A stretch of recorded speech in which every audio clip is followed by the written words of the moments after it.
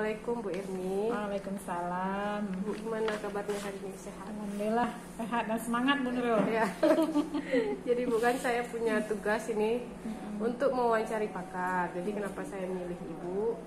Sekarang Ibu sudah jadi fasilitator guru penggerak ya Bu ya. Iya. Jadi pasti pengalaman jam terbangnya tuh lebih banyak. Jadi saya ambillah Ibu sebagai pakar. Oke. Ada beberapa hal yang mau saya diskusikan dengan Ibu. Yang pertama mengenai motivasi Bu. Jadi kan di kelas saya itu mengalami motivasi belajar siswa di matematika itu rendah.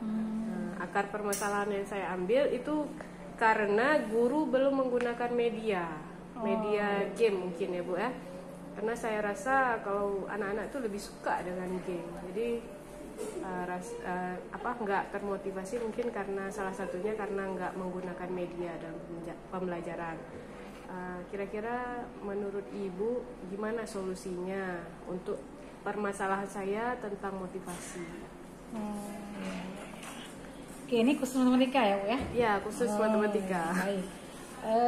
Kalau kita lihat ya, keadaan anak-anak sekarang ini ya, benar seperti Bu bilang ya, memang ada persoalan ketika anak-anak ini kita sajikan pembelajarannya itu tidak menarik, ya kan?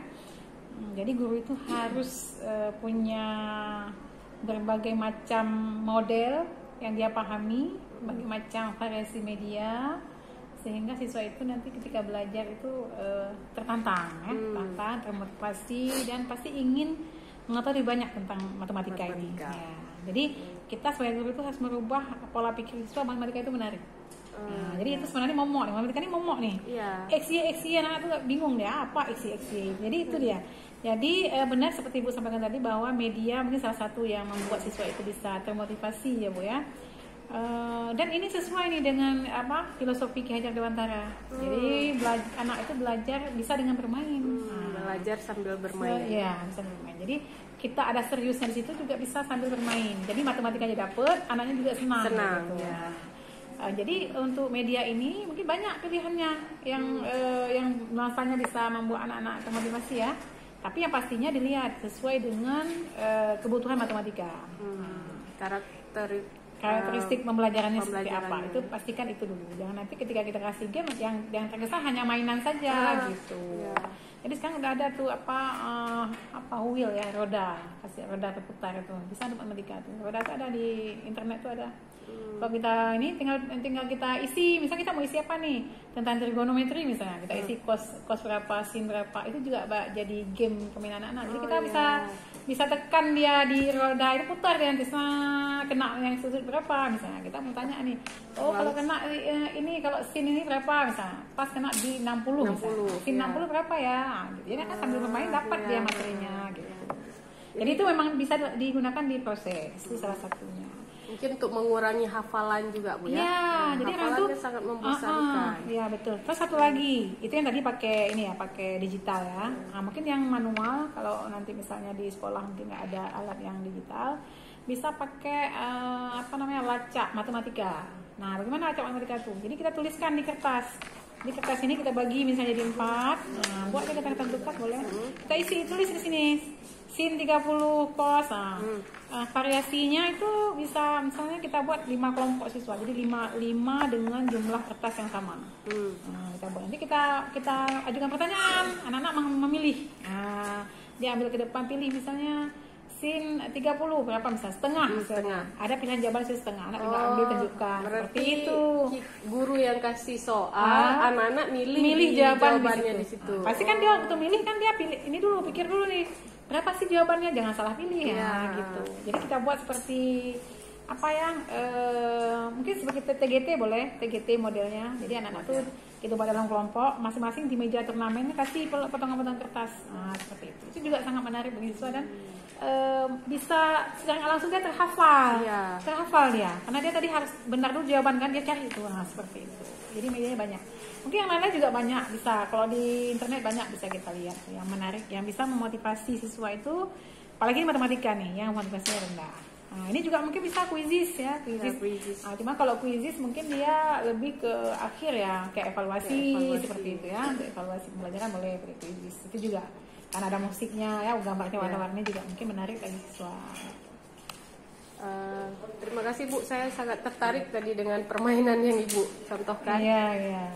Semoga bisa menginspirasi ya.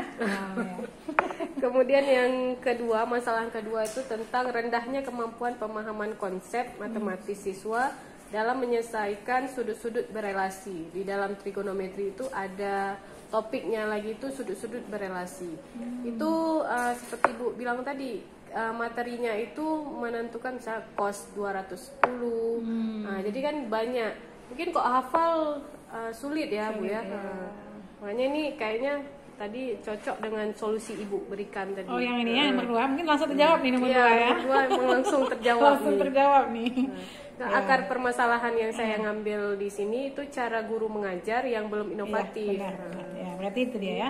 Jadi mungkin saya tekankan lagi kalau untuk menyelesaikan permasalahan ini, yang penting guru paham dalam menyusun skenario itu bagaimana supaya tujuannya tercapai.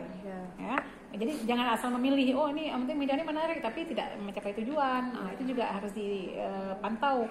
Oh, bahwa ini tujuannya seperti ini, indikatornya ini. Berarti apa yang saya lakukan supaya tujuan itu tercapai. Itu yang paling penting. Kita boleh misalnya skenario seperti apa saja karena memang kita yang merencanakan, kita yang melaksanakan. Tapi pastikan dia mencapai tujuan pembelajaran. Itu dia.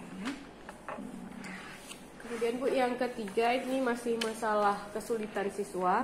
Siswa belum mampu menentukan daerah himpunan penyelesaian. Jadi kalau di matematika itu menentukan daerah himpunan penyelesaian seperti menggambar daerah yang diarsir.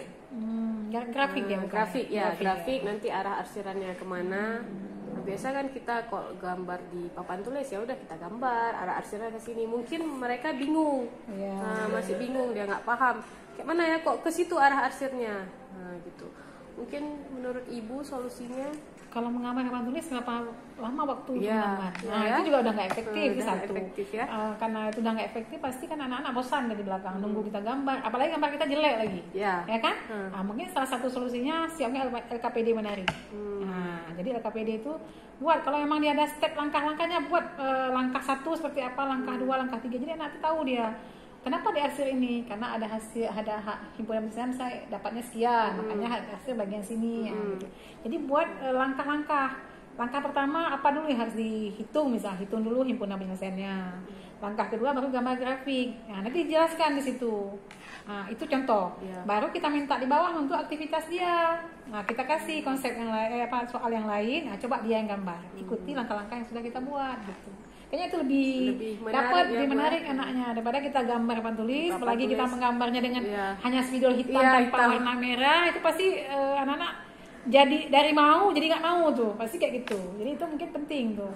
Jadi nanti waktu di LKPD buat agak warna, banyak warna. Jadi warna-warna itu kan dia bisa menghilangkan kelelahan otak anak juga. Nah, jadi kalau warna dia waktu dilihat cas, paling warnanya agak hijau kan. Jadi mungkin tadi udah masuk kimia sebelumnya, masuk fisika itu masuk matematika, dikasih lagi gambar papan tulis dengan warna yang hitam. Jadi dia gelap semua. Jadi itu penting bagi guru bagaimana menyusun strategi supaya anak-anak itu waktu belajar itu memang yang dia lihat itu memang dia minati, dia sukai kayak gitu. Kalau misalnya di bagian IT Bu, kalau di IT mungkin bisa pakai ini ya, apa namanya, apa sih namanya tuh, platform itu apa sih, kayak aplikasi kayak apa tuh, saya dengar kemarin di GeoGebra seperti itu boleh. Mungkin bisa. Nah, jadi kalau misalnya ada digital mungkin lebih bisa, anak bisa, apalagi bisa 3 dimensi ya, bisa diputar-putar. Jadi anak tuh lebih menarik kayak gitu. Jadi tergantung, kalau emang nggak ada yang digital boleh menggunakan LKPD tapi menarik, dibuat misalkan menarik. Terus ada, jadi yang kita lakukan digital kan misalnya kita putar. Nah, di sini kita putar juga, cuma dia udah jadi gitu. Kalau kita putar begini loh jadinya, kalau kita gini begini loh jadinya kayak gitu. Kemudian Bu, yang terakhir masalah soal hot nih. Oh iya, ini soal memang selalu kayak menjadi pembahasan. Ya, pemahaman soal hot siswa masih rendah dikarenakan guru yang belum mengimplementasikan pembelajaran hot. Pasti anak-anak nggak akan bisa menyelesaikan soal kalau prosesnya belum hot. Nah, itu pasti. Jadi supaya anak-anak bisa menyelesaikan soal hot, berarti kita kembali ke proses dulu. Nah, kalau kita kan mengembangkan soal hot kan berdasarkan indikator. Kalau indikatornya dimintanya C4 ke atas, berarti dia harus hot. Nah, Jadi guru harus paham bahwa ketika indikatornya hot, KD-nya hot, berarti dia harus menciptakan proses pembelajaran plus soal evaluasinya hot. Nah, seperti itu. Seperti apa soal hot? Soal hot itu dia harus ada menganalisis. Kalau bisa mengkreasi, jadi C4 ke atas ya, C4 ke atas. Boleh, kadang-kadang kita suka juga ngasih soal yang agak mudah supaya memancing ya. Tapi intinya kita harus ada, kalau misalnya di KD itu kita mau kasih 5 soal, kasih bisa 2 soal yang mudah, nanti yang 3-nya hot. Jadi terjawab indikator atau tujuan pelajaran yang kita mau capai di hari itu. Nah, pastikan lagi prosesnya itu dijalankan, memang anak-anak itu dilatih untuk menganalisis, dilatih. Jadi kalau selama ini guru itu banyak yang menyuapi anak dengan materi, ya itu bukan pelajaran hot, itu lower, itu sangat rendah ya. Jadi pastikan kita itu menggali potensi anak sesuai dengan kurikulum sekarang ya, kurikulum Merdeka. Bahwa anak-anak itu kita gali, bahwa anak-anak itu dia punya keunikan masing-masing. Kalau kita nggak ada kasih kesempatan mereka untuk memunculkan ide-idenya, pasti dia nggak akan muncul. Karena dia merasakan guru lebih pintar nih. Nah, jadi dia harus kita gali. Nah, bagaimana menggalinya? Kasih pertanyaan pemantik. Nah, pertanyaan yang bisa dia menjelaskan konsep-konsep yang kita pelajari itu. Jadi seperti itu. Jadi nanti soalnya dibuat soal pemecahan masalah. Kalau bisa dia beberapa langkah. Misalnya dapat ini, nanti cari ini dulu ya. Nanti baru dapat yang ini gitu. Itu hal-hal seperti itu. Jadi dia analisis dulu nih. Kita mau cari ini, tapi data ini belum ada nih. Nah, kita cari dulu pakai apa ya? Itu menganalisis juga di situ. Biasanya kalau untuk model pembelajaran hot nih model apa, Bu? Model ya.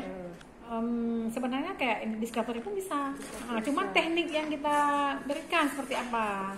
Tekniknya meminta anak itu menganalisis. Misalnya kita tahap awal kita kasih